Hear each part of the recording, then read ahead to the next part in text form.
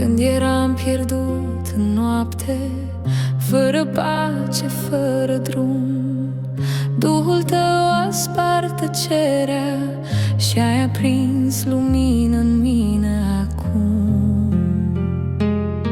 Puterea care a rupt mormântul nu a rămas doar în trecut. Ea trăiește azi în cei ce cred, prin harul tău cel nevăzut.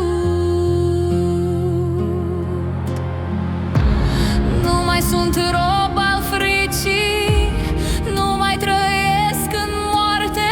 Duhul celui viu locuiește azi în mine.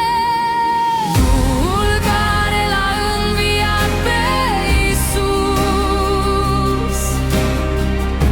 trăiește acum în noi. Puterea cerului coboară, ridicându-ne din noroi. Și trupul meu va învia prin Duhul Sfânt ce locuiește în mine. Moartea nu mai are ultimul cuvânt.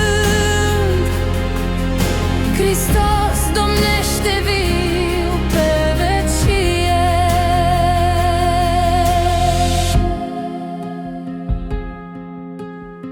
Când slăbiciunea mă apasă și inima aproape cade, aud din nou promisiunea: puterea mea te va ridica.